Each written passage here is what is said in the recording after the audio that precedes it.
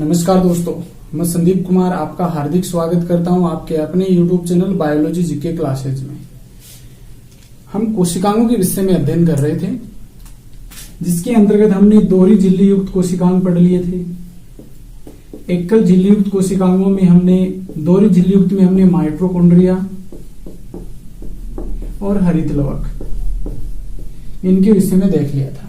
जबकि एकल झिल्ली युक्त कोशिकाओं में हमने गोल्जिकाए, इसके अलावा हमने अंतर्द्रव्य जालिका यानी कि ईआर, इसके अलावा लाइसोसोम,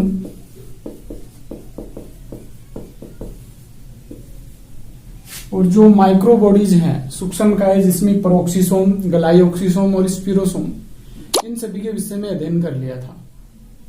आज इस वीडियो में हम जो झिल्ली विहीन कोशिकांग हैं, जिनमें झिल्ली नहीं पाई जाती है,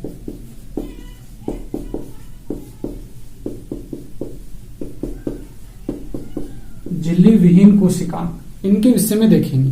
तो इसके अंतर्गत दो कोशिकांग आते हैं। एक तो आता है राइबोसोम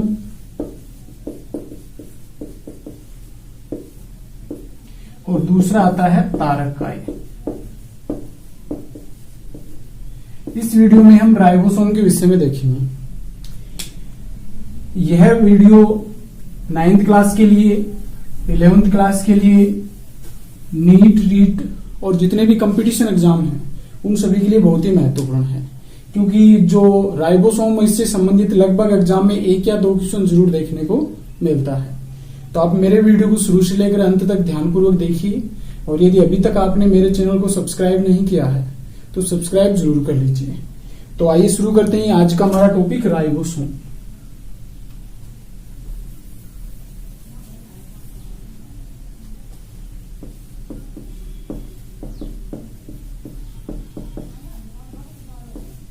सबसे पहला पॉइंट तो यही बनता है कि राइबोसोम ये झिल्ली विहीन कोशिकांग होता है, झिल्ली रहित कोशिकांग होता है।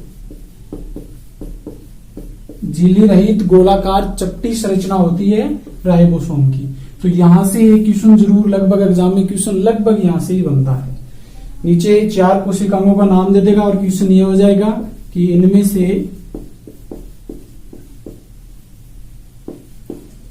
से झिल्ली विहीन कोशिकांग कौन सा है।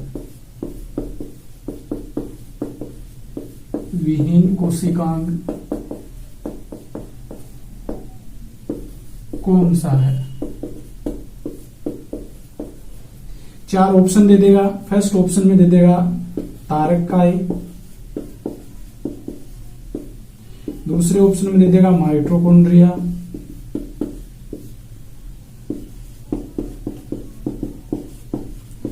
और तीसरे में दे देगा गोल्जिकाए, और चौथा ऑप्शन हो जाएगा इनमें से कोई नहीं। तो आंसर क्या होगा? अभी मैंने थोड़ी देर पहले बताया था कि 2 जो कोशिकांग होते हैं वो झिल्ली विहीन कोशिकांग होते हैं। एक तो तारककाय और एक होता है राइबोसोम। तो इनमें से जो आपको ऑप्शन में मिले, तारककाय मिल जाए तो तारककाय सही होगा, राइबोसोम मिले तो राइबोसोम सही होगा।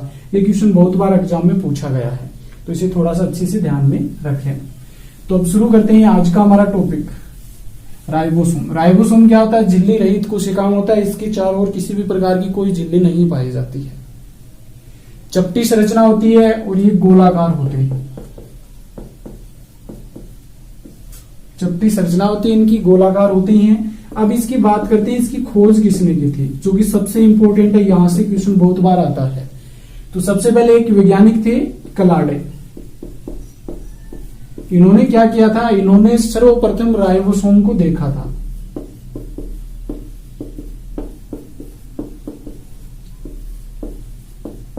राइबोसोम को सर्वप्रथम देखा था। इसके बाद में क्या सर्वप्रथम देखा किसने था? क्लाडे ने देखा था। इसके बाद में 2 वैज्ञानिक आए थे। एक तो था रॉबिन्सन और एक था ब्राउन, और ये बात है 1953 की।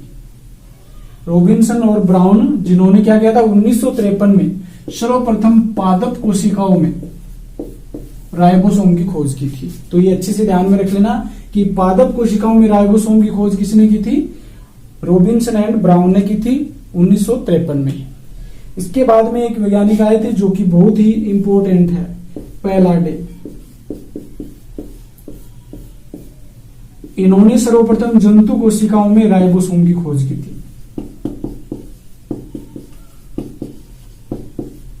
जंतु कोशिकाओं में सबसे पहले राइबोसोम की खोज की थी और ये खोज की थी 1955 में।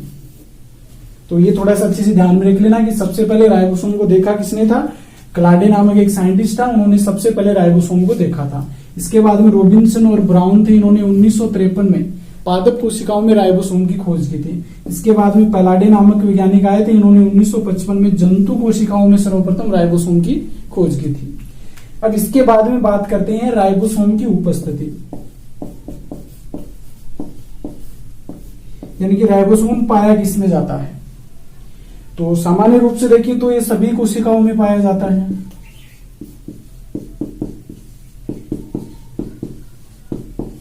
सभी कोशिकाओं में उपस्थित होता है, लेकिन अपवाद स्वरूप आरबीसी वह कोशिका होती है जिसमें राइबोसोम नहीं पाया जाता है। प्रोकैरियोटिक, यूकैरियोटिक सभी कोशिकाओं में राइबोसोम पाया जाता है, लेकिन आरबीसी कोशिकाओं में राइबोसोम नहीं पाया जाता है। ठीक है, इसके बाद में आगे बात करते हैं राइबोसोम के संगठन की, कि राइबोसोम बना किससे होता है।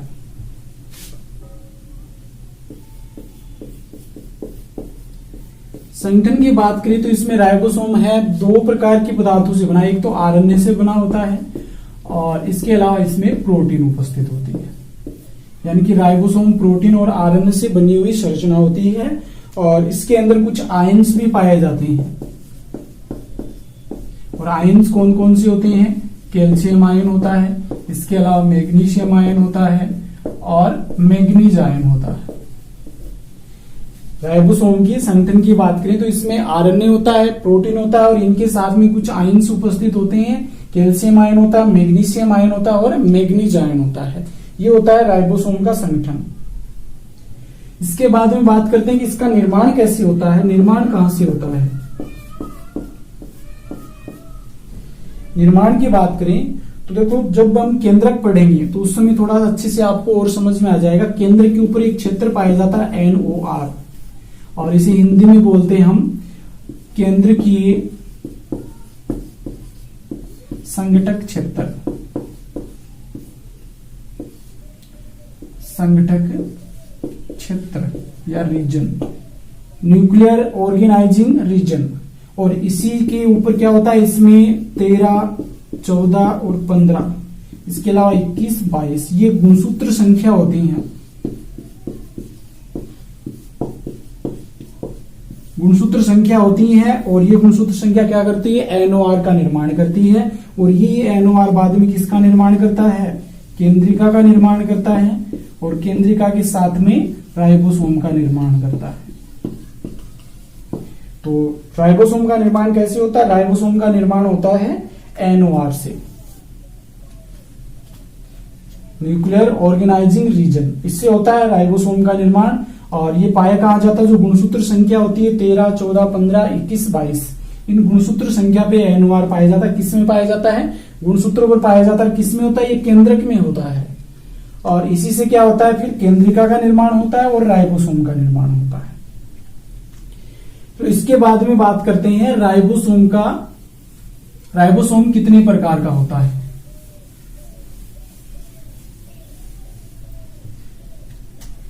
मुख्य रूप से बात करें तो राइबोसोम होता है दो प्रकार का। एक तो होता है 70S राइबोसोम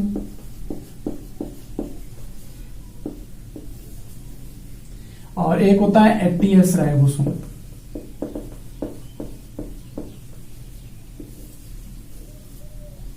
सेवेंटीएस राइबोसोम और 80S राइबोसोम। 70S राइबोसोम होता है, ये प्रोकैरियोटिक कोशिकाओं में पाया जाता है। प्रोकैरियोटिक कोशिकाओं में पाया जाता है, इसके अलावा जीवाणु कोशिकाओं में पाया जाता है। प्रोकैरियोटिक कोशिकाओं में पाया जाता है, इस कारण जो राइबोसोम होता है 70S राइबोसोम, इसे हम प्रोकैरियोटिक राइबोसोम भी कहते हैं। 80S राइबोसोम है ये यूकेरियोटिक कोशिकाओं में पाया जाता है, सभी यूकेरियोटिक कोशिकाओं में उपस्थित होता है। इस कारण इसे यूकेरियोटिक राइबोसोम भी कहते हैं। लेकिन आप याद रखिए कि जो यूकेरियोटिक कोशिकाओं में कोशिकांग होते हैं हरित लवक और माइटोकॉन्ड्रिया, उनमें 70S राइबोसोम पाया जाता है। ठीक है, अब आगे बात करते हैं 70S राइबोसोम। इसकी संरचना देखिए तो ये आकार में छोटे होते हैं, जबकि 80S राइबोसोम है आकार में बड़े होते हैं। इसकी 2 सब यूनिट होती है, एक होती है 50S सब यूनिट और एक होती है 30S सब यूनिट। देखो S का मतलब क्या होता है, इसे बोलते हैं संवेदब्रग नियतांक या संवेदब्रग इकाई कहते हैं। देखो जो राइबोसोम है इसके आकार का निर्धारण है वो कैसे किया जाता है, आकार का निर्धारण किया जाता है अवसादन गुणांक के आधार पर। जैसे ये कोशिका में पाए जाने वाले सभी कोशिकांग हैं उनको एक पात्र में डालकर उसको हिला करके क्या कर देते हैं, कुछ समय के लिए रख देते हैं। तो उन राइबोसोम के नीचे बैठने की जो दर होती है उस दर के आधार पर इनके आकार का निर्धारण होता है और उसे ही हम अवसादन गुणांक या संवेदब्रग इकाई कहते हैं। अब इसमें हमने बात की कि जो 70S राइबोसोम होता है उसके 2 सब यूनिट होते हैं, एक तो 50S और एक 30S सब यूनिट होता है। इसके बाद में बात करते हैं 80S राइबोसोम। तो 80S राइबोसोम में भी 2 सब यूनिट होती हैं, एक तो होती है 60S सब यूनिट और दूसरी होती है 40S सब यूनिट। ये 2 सब यूनिट पाई जाती हैं। ये होते हैं राइबोसोम के प्रकार। राइबोसोम क्या होता है, 2 प्रकार का होता है, एक तो होता है 70S राइबोसोम, एक होता है 80S राइबोसोम। 70S राइबोसोम में प्रोकैरियोटिक और जीवाणु कोशिकाओं में पाया जाता है और ये आकार में छोटे होते हैं और इसमें 2 सब यूनिट होती है, एक तो 50S सब यूनिट और एक 30S सब यूनिट होती है। इसके बाद में जो 80S राइबोसोम होता है ये यूकेरियोटिक कोशिकाओं में पाया जाता है, आकार में बड़े होते हैं ये और इसकी 2 सब यूनिट होती है, एक तो 60S होती है और एक 40S सब यूनिट होती है। एक चीज और ध्यान में रखिए, इसमें जो rRNA होता है वो लगभग 60% पाया जाता है, जबकि इसमें rRNA लगभग 45% होता है। तो ये भी थोड़ा सा ध्यान में रखेगा। इसके बाद में बात करते हैं राइबोसोम की संरचना कैसी होती है।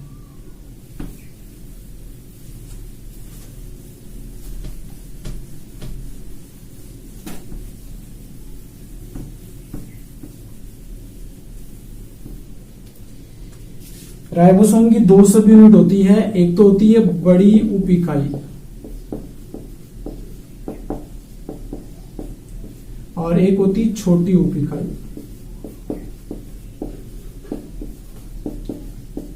जैसे अभी हमने पढ़ा है, जैसे 70S राइबोसोम में तो उसमें 50S बड़ी उप इकाई हो जाएगी और 30S छोटी उप इकाई हो जाएगी।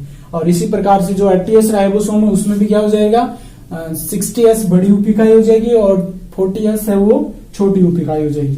तो एक बार इसकी संरचना देखते हैं कैसी इसकी संरचना होती है। तो इसकी संरचना होती है इस प्रकार से, ये बड़ी उप इकाई होती है,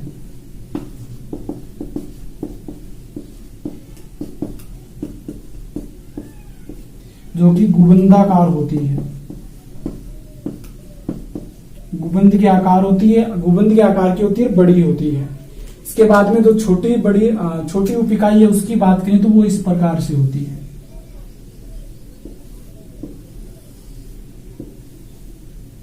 ये होती है छोटी उप इकाई और ये कैसी होती है, ये होती है अंडाकार। ये दोनों आपस में सामान्यतः बात करें तो दोनों आपस में बिखरी हुई पाई जाती है साइटोप्लाज्मिक कोशिका द्रव्य में। और इसका जो संयोजन और वियोजन है, दोनों उप इकाइयों का संयोजन और वियोजन,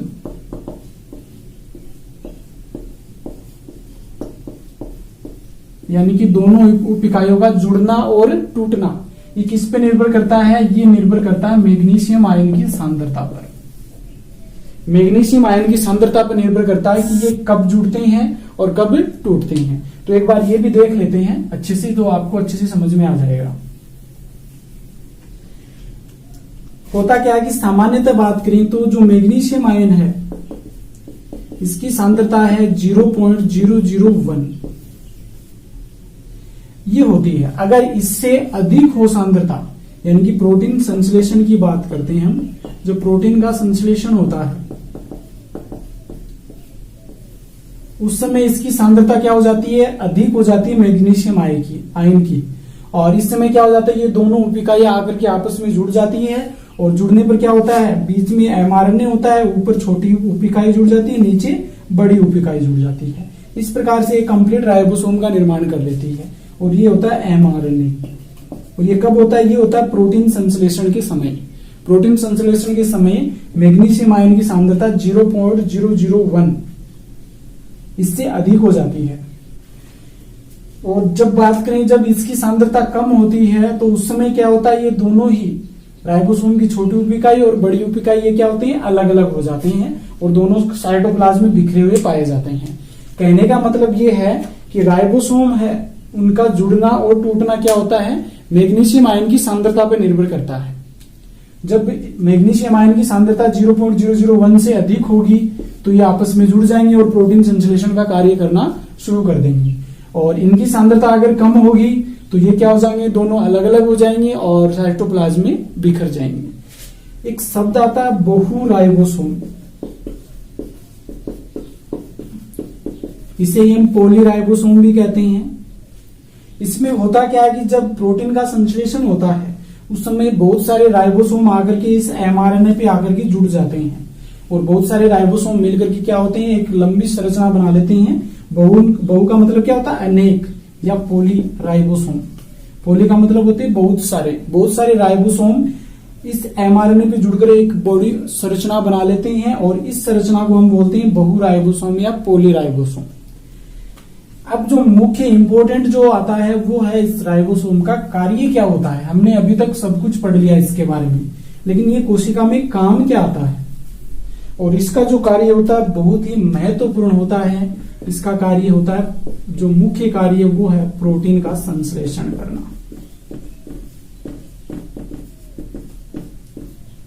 प्रोटीन का संश्लेषण करना जो कि बहुत ही महत्वपूर्ण कार्य है, और प्रोटीन का संश्लेषण करती है राइबोसोम के द्वारा। और इस कारण से कोशिका की प्रोटीन फैक्ट्री भी कहते हैं इसे। और ये क्वेश्चन बहुत बार एग्जाम में पूछा गया है। देखो एक क्वेश्चन तो माइटोकॉन्ड्रिया से संबंधित है, जो कि बहुत ही महत्वपूर्ण है कि कोशिका का शक्तिगृह किसे कहते हैं, तो वो माइटोकॉन्ड्रिया को कहते हैं। जबकि एक क्वेश्चन ये भी बहुत बार एग्जाम में पूछा गया है और बहुत बार आया है कि कोशिका की प्रोटीन फैक्ट्री किसे कहते हैं, तो क्या हो जाएगा आंसर, राइबोसोम को हम कोशिका की प्रोटीन फैक्ट्री कहते हैं। इसके अलावा कोशिका का इंजन भी कहते हैं इसे। कोशिका का इंजन भी कहते हैं, किसे कहते हैं, राइबोसोम को।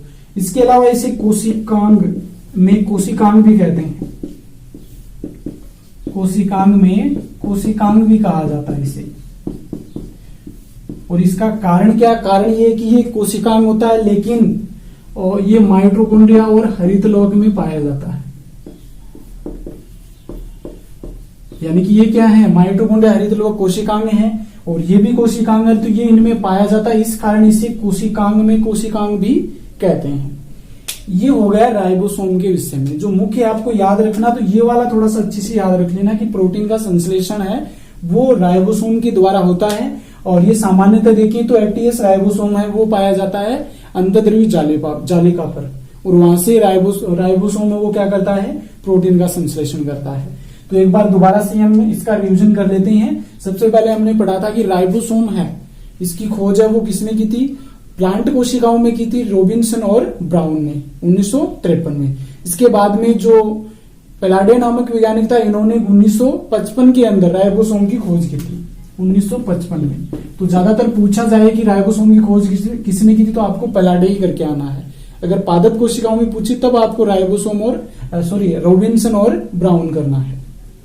इसके बाद में एक झिल्ली विहीन कोशिकाओं था, जो कि बहुत ही महत्वपूर्ण क्वेश्चन है, बहुत बार एग्जाम में आया है कि झिल्ली विहीन कोशिकांग कौन सा है। 4 ऑप्शन दे देगा, उनमें से आपको एक तारकाई मिल सकता है या एक राइबोसोम मिल सकता है। तो ये दोनों ही क्या होते हैं, झिल्ली विहीन कोशिकांग होते हैं। इसके बाद में बात करते हैं कि इसमें किस में पाया जाता है, ये सभी कोशिकाओं में पाया जाता है, लेकिन आरबीसी में एब्सेंट होता है। दो प्रकार का होता है, 70 और 80S ribosome. 70S ribosome prokaryotic कोशिका और जीवाणु कोशिकाओं में पाया जाता है, जबकि 80S राइबोसोम यूकैरियोटिक कोशिकाओं में पाया जाता है। इसके बाद में जो आपको याद रखना वो सबसे इंपॉर्टेंट है, प्रोटीन का कार्य, राइबोसोम का कार्य। क्या कार्य है? प्रोटीन का संश्लेषण करना। तो इस प्रकार से आज इस वीडियो में हमने राइबोसोम के विषय में डिटेल से अध्ययन किया है। नेक्स्ट वीडियो में हम तारकाई के विषय में डिटेल से देखेंगे। यदि आपको ये वीडियो अच्छा लगा है तो लाइक कीजिए और वीडियो को अधिक से अधिक शेयर कीजिए। अभी तक मेरे चैनल को सब्सक्राइब नहीं किया तो सब्सक्राइब जरूर कर लीजिए। वीडियो देखने के लिए आपका